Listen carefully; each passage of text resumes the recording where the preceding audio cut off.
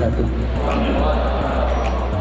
Alhamdulillah wa syukurillah wassalatu wassalamu ala rasulillah wa ala alihi wa sahbihi mawala.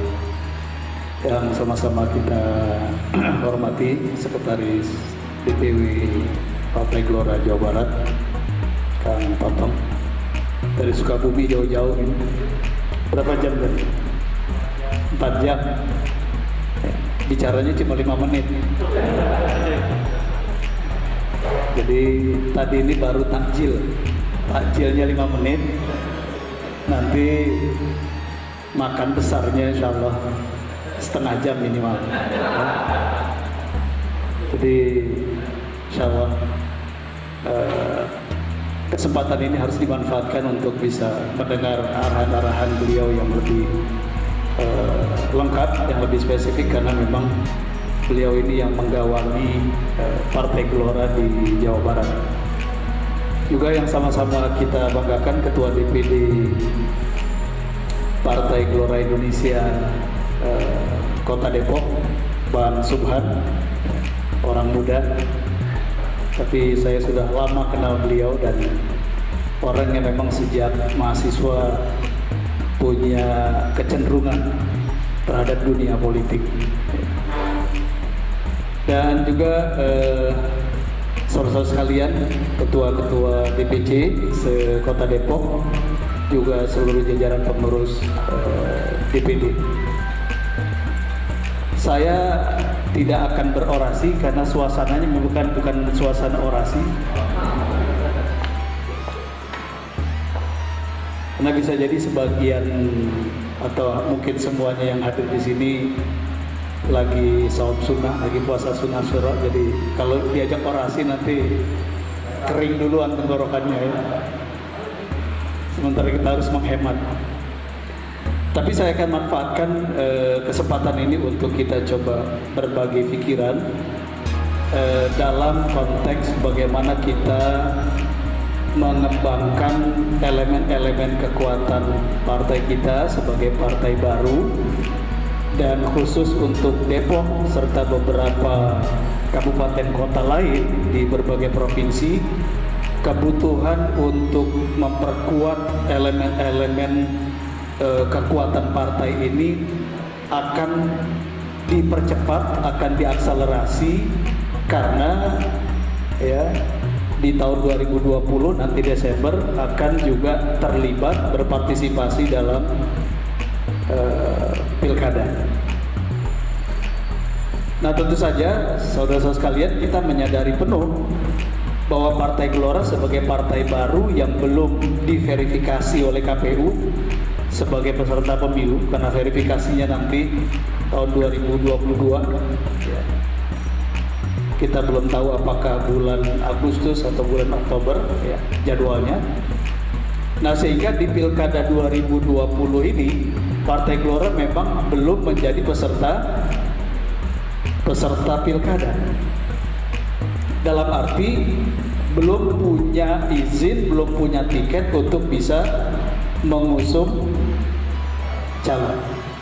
Ya, mau itu calon wali kota, calon bupati, atau calon gubernur. Nanti setelah kita lolos dalam verifikasi KPU pada akhir 2022 dan kita resmi dinyatakan sebagai partai politik peserta pemilu, baru kemudian Partai Gelora ini bisa ikut berkontestasi. Bukan saja di Pileg, tapi juga di Pilpres dan juga nanti pilkada. Berarti pilkadanya setelah 2024. Ya. Walaupun tentu saja pelaksanaan pemilu dan pemilu kada 2024 dan seterusnya ini nanti masih akan menunggu proses revisi paket undang-undang politik, paket undang-undang pemilu. Sistem pemilunya seperti apa kita belum tahu, karena sekarang banyak ide-ide yang berkembang. Misalnya ketika pemilu Pilpres dan Pileg di 2019 yang lalu digabung waktunya secara bersamaan, Ternyata ini menguras banyak energi, menguras banyak biaya, dan juga menguras banyak korban. Ya bukan hanya korban tenaga dan pikiran, korban nyawa juga. Ya. Nah, sehingga sekarang ini mulai muncul pemikiran baru. Ya nggak baru sih, pemikiran lama, tapi dimunculkan lagi agar pemilu legislatif dan pemilu presiden ini dipisah. Jadi pilpres dan pileg ini dipisah. Dan bukan hanya itu, mulai ada pikiran baru yang lain, misalnya membedakan, memisahkan waktu penyelenggaraan antara pemilu eksekutif dengan pemilu legislatif. Yang disebut dengan pemilu legislatif itu adalah memilih DPR RI, DPD RI, DPRD tingkat 1 dan DPRD tingkat 2, itu bareng bersamaan. Yang disebut dengan pemilu eksekutif adalah Pilpres, Pilgub, Pilgub, Pilwakot, itu bersamaan. Ya. Nah, kalau itu bersamaan, misalnya anggap dilaksanakan tahun 2024, berarti akan ada nanti bupati, wali kota, gubernur yang masa jabatannya harus didiskon. Misalnya tahun 2020 ini ada pilkada, Pilwakot Kota Depok, 2021 dilantik misalnya.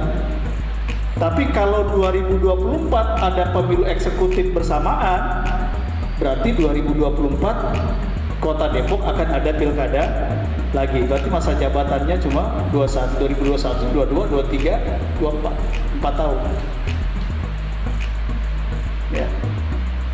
Dan se-Indonesia ini akan ada begitu banyak, sekitar 200-an lebih kepala daerah yang akan didiskon karena mereka pilkadanya 2020.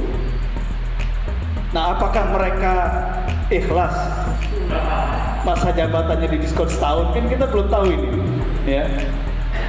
Nah, jadi situasi 2024 sistem pemilunya akan seperti apa? Ini juga kita akan masih menunggu proses revisinya.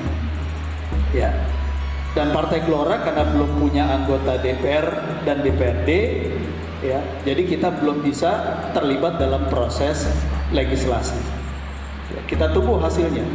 Bahwa kita berikhtiar membangun opini masyarakat sehingga mempengaruhi proses legislasi, iya, itu bagian yang harus kita lakukan. Nah, saudara-saudara sekalian, jadi situasi yang kita hadapi sekarang ini adalah bahwa Partai Gelora Indonesia sebagai partai baru yang disahkan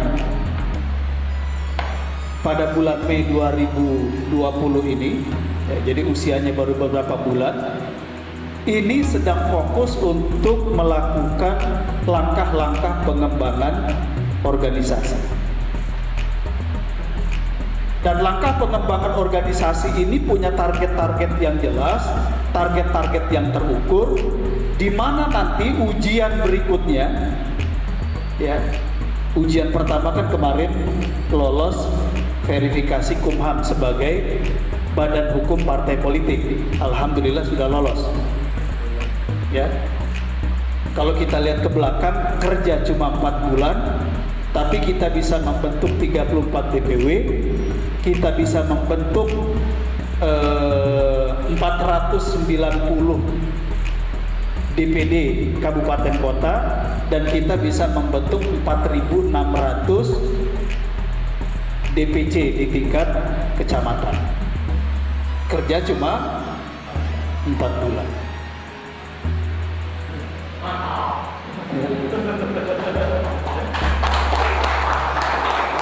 Itu bukan hanya orang-orang di Kumhamnya saja yang bingung.